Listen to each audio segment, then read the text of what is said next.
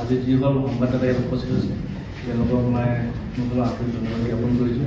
খুব কম সময়ৰ ভিতৰতে মই এই সংবাদমেলখন পাতিবলৈ আগবাঢ়ি আহিলোঁ। আপোনালোকে গম পাইছে যোৱা 17 তাৰিখে BNC পেট্ৰল পাম্পৰ যিটো ঘটনা আপোনালোকৰ সংঘটিত হ'ল এইটো আপোনালোক সকলোৱে জ্ঞাত। আপোনালোকৰ বিশেষ কোনো ক'বলগীয়া নাই। যিহেতু এইটো বস্তু তদন্ত হৈ আছে, আৰক্ষীয়ে তদন্ত কৰি আছে। দোষী যোন যেনেকৈ শাস্তি পাব লাগে আইনমতে শাস্তি পাব, তাত মোৰ ক'বলগীয়া কোনো কথা নাই। কিন্তু কালি যিটো ঘটনা ঘটিলে, যোৱাকালি যিটো ঘটনা ইয়াত ঘটিলে, যিটো প্ৰতিবাদৰ সৃষ্টি কৰিলে, ইমান এটা ডাঙৰ ইছ্যু কৰি পেলালে, যোনটো অসমীয়া বিহাৰী ইছ্যু কৰি পেলালে। এতিয়া সেইটো অসমীয়া বিহাৰী যদি ইছ্যু কৰিবলৈ গ'ল, মইতো যিহেতু অসমীয়া মানুহ, মোৰ নামটো মিণ্টু শইকীয়া, মই এজন অসমীয়া মানুহ। আৰু যিসকল ইয়াত উপস্থিত আছে আপোনাৰ সংবাদদাতা প্ৰায় মোৰ চিনি পায়, মই এজন অসমীয়া মানুহ। কিন্তু সকলো কথা জনাৰ পিছত এটা নিৰ্দিষ্ট সংগঠন বিল আছিল না, তেওঁলোকে আহি পেলাই ইয়াত অনাঅসমীয়া দাদাগিৰি নচলিব কৈ বহুতখিনি যিখিনি আজি মই ক'ব নোৱাৰা সেইখিনি কথা তেওঁলোকে ভাষা ব্যৱহাৰ কৰিলে। সেই ভাষাখিনি ব্যৱহাৰ তেওঁলোক জ্ঞাত যে মই অসমীয়া ল'ৰা, মই ঘৰত দুলীয়াজানত, মই ইয়াতে আছোঁ, মোৰ জন্ম ইয়াত, চব ইয়াত। সকলো কথা জনাৰ পিছত হয় মোৰো এজন বিহাৰী সম্প্ৰদায়ৰ মানুহ আছে, এজন মই অসমীয়া নেকি যে মই বিহাৰীৰ লগত যে ব্যৱসায় কৰিছোঁ। এইটো বহুত মানুহ ইয়াত জড়িত আছে, ব্যৱসায় অনাঅসমীয়া মানুহ ব্যৱসায় কৰিছে। আজি পেট্ৰল পাম্প হওক বা দোকান পোহা যি ব্যৱসায় নহওক, আপোনাক ক'ব পাৰিব নেকি বা আপোনাক ক'ব পাৰিব যে কোনো এজন অসমীয়া কৈছে কোনো অনাঅসমীয়া মানুহে ব্যৱসায় নাই কৰা, বা অনাঅসমীয়া মানুহৰ লগত কোনো অসমীয়া মানুহে ব্যৱসায় আজিলৈকে দুলীয়াজানত কৰাই নাই বা অসমত কৰাই নাই। তেনেকুৱা এটা উদাহৰণ মই ভাবোঁ আজিৰ তাৰিখত নাই। কৰিছে অসমীয়া মানুহে ব্যক্তিগতভাৱে ব্যৱসায় কৰিছে, অনাঅসমীয়া মানুহে কৰিছে, বেলেগ মানুহেও কৰিছে, তাত মোৰ ক'বলগীয়া কোনো কথা নাই। কিন্তু এটা ভিত্তিহীন কথালৈ কালি যিটো প্ৰতিবাদৰ সৃষ্টি কৰিলে, জনসাধাৰণৰ আগত যিটো এখন প্ৰতিচ্ছবি দাঙি ধৰিলে, তাৰ অৰ্থটো কি আছে? এইটো নহয় যে আজি মিণ্টু শইকীয়া ডাঙৰ অপৰাধ কৰিছে, কোনোবা মানুহক তাত মাৰি খাইছে, মই তাত কিবা কাৰোবাক মানুহক বেয়া ব্যৱহাৰ কৰিছোঁ, নে মোৰ তাত থকা সতি থকা কিবা কৰিলে। এনেকুৱা যদি কিবা আছে, যদি এনেকুৱা ৰেকৰ্ড আছে কিবা পুৰণা যে তেনেকুৱা সেই পেট্ৰল পাম্পত কোনোবা অসমীয়া মানুহে মাৰ খাইছে, কোনোবা অসমীয়া মানুহে চাকৰি নাই কৰে, তাত যিসকল আছে আমাৰ কৰ্মচাৰী তেওঁলোকৰ অসমীয়া, তেওঁলোকে তেল দিয়ে। আমাৰ স্থানীয় যুৱক যুৱতী তেওঁলোকৰ মই বাহিৰৰ পৰা নাই, বিহাৰীৰ পৰা নাই কাম কৰিবলৈ, তেওঁলোক ইয়াত জন্ম, ইয়াত অসমীয়া ল'ৰা। তেনেকুৱা মানুহ থকা এটা পেট্ৰল পাম্পৰ এনেকুৱা এটা আপোনাৰ কি ক'ম মই, পৰিস্থিতি সৃষ্টি কৰিলে যে অনাঅসমীয়া পৰিস্থিতি এটা, সেইটো ভাষা ব্যৱহাৰ কৰিলে, শব্দ ব্যৱহাৰ কৰিলে।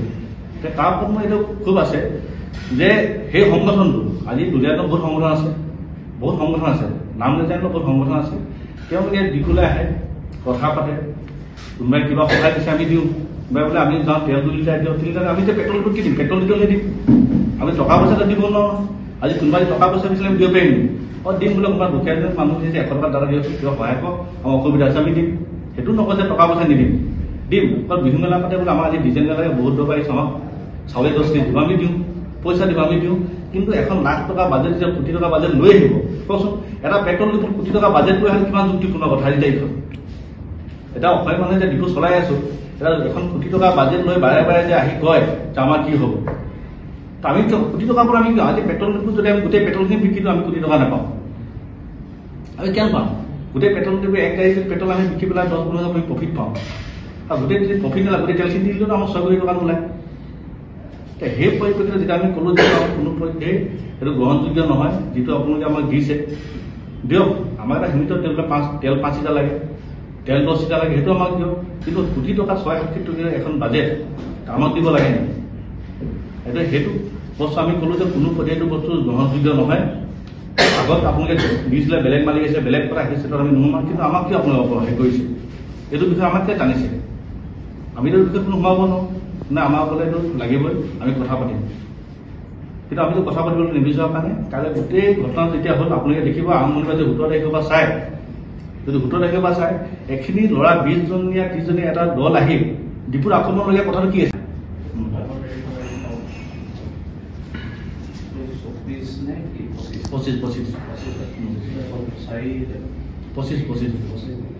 কি কাৰণে বিচাৰিছিলে আপোনালোকে যিহেতু এটা সংগঠনৰ নাম উল্লেখ কৰিছে, কি কাৰণে বিচাৰিছিলে টকাটো? কিবা আপোনালোকৰ লগত তেনেকুৱা এভিডেঞ্চ আছে নেকি, প্ৰমাণ আছে নেকি? তেওঁলোকে কিবা জনাটো তেওঁলোকে প্ৰকল্প বনাইছিলে, তাৰ কাৰণে মই বিচাৰিছিলে। সেইটো আপোনালোকে ৰাজহুৱা কৰক।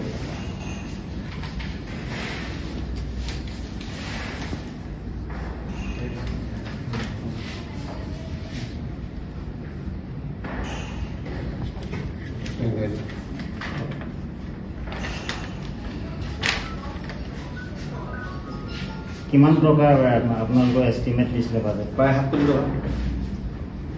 কেন্দ্ৰীয় কমিটি নে ডিষ্ট্ৰিক্ট কমিটি নে আঞ্চলিক কমিটিয়ে প্ৰদান কৰিছিলে?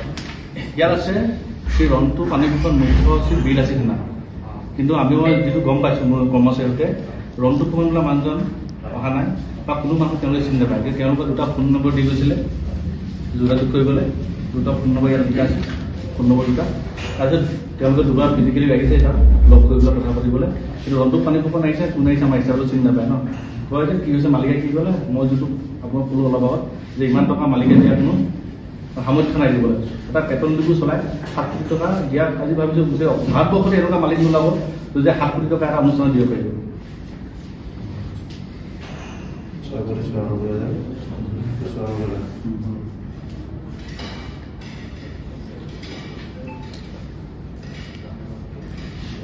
আৰু এটা কথা আমি দেখিব পাইছো যে যোৱা 17 তাৰিখে যি ঘটনাটো সংঘটিত হৈছিলে সেইটো ঘটনাটোৰ উৎপত্তি কি ধৰণে হৈছিলে, কিয় হৈছিলে, আমি জানিব বিচাৰিছো। ঘটনাটো উৎপত্তি আছিলে ধৰক এই ঘটনাটো মই যিটো ভাবিছোঁ সেইটো ঘটনাটো আগৰ পৰা এটা মনে সজা ঘটনা আছিলে। সেইটো আপোনাৰ আকস্মিক ঘটনা নহয়। তেলটো এতিয়া আকস্মিক ঘটনা হ'লে তেলৰ জড়িত কিবা ঘটনা হ'ব লাগিব, বেলেগ ঘটনাটো হ'ব নোৱাৰে। সেই ঘটনাটো যেতিয়া হৈছিলে যোনটো আগৰ পুৰণা পাৰ্টি আছিলে আখে সিং, তেওঁলোকৰ নেতৃত্বত এডল তাত CCTV ফুটেজো আছে, এটা 20-30জন গ্ৰুপ এটাই আক্ৰমণ কৰিছিলে। সেই আক্ৰমণটো মনে সজা আক্ৰমণ আছিলে। সেই আক্ৰমণটো আছিলে ঠিক আছে, তেওঁলোকৰ কিবা সংঘাত আছিলে, আমাৰ লগত গ'ল, কিন্তু শেষত যিটো পৰ্যায়টো আহিলে সেই পৰ্যায়টো এতিয়া যোনটো আহিলে কালি যে ওলাইছে অল ইণ্ডিয়া BNC আৰু তেল ডিপু। অইল ইণ্ডিয়াৰ মাটিটো কেনেকৈ BNC দিলে সেইটো এটা কালি হৈছে, প্ৰতিবাদ হৈছে তাৰ অভিযোগত। কিন্তু অল ইণ্ডিয়াৰ মাটিখিনি BNC দিয়া নাই। আজি মই স্পষ্ট কৈছোঁ, অল ইণ্ডিয়াৰ মাটি দিছে ইণ্ডিয়ান অইলত। ইণ্ডিয়ান অইলে আমাক লাইচেঞ্চ দিছে, সেই লাইচেঞ্চৰ বিনিময়ত আমি তেল আনিছোঁ, তেলৰ পইচা তেলো দিছোঁ। বাকী আমি যি আছে মাটিৰ যি ভাড়া হওক কিবা হওক আমাৰ লগত কোনো সম্পৰ্ক নাই। অল ইণ্ডিয়া আৰু IOCৰ মাজত তেওঁলোকে ডাইৰেক্ট বুজাবুজি আছে। মানুহৰ মাজত আপুনি প্ৰশ্ন হৈ আছে ৰাইজত যে অল ইণ্ডিয়াৰ মাটিখিনি কেনেকৈ BNC দিলে, ইমান নিবনুৱা মানুহ থাকোঁতে নিবনুৱা মানুহ নিদি কেনেকৈ এজন BNC দিলে। BNC অল ইণ্ডিয়া নাই, অল ইণ্ডিয়া দিছে IOC তেল বিক্ৰী কৰিবলৈ লাইচেঞ্চ দিছে, সেই লাইচেঞ্চখনে BNC দিছে। আৰু সেইটো আজি ঘটনা নহয়, আজি 50 বছৰ পুৰণা তেল ডিপু, কিন্তু যোনটো বস্তুটো আহিছে নতুন কেইটা আহিছে।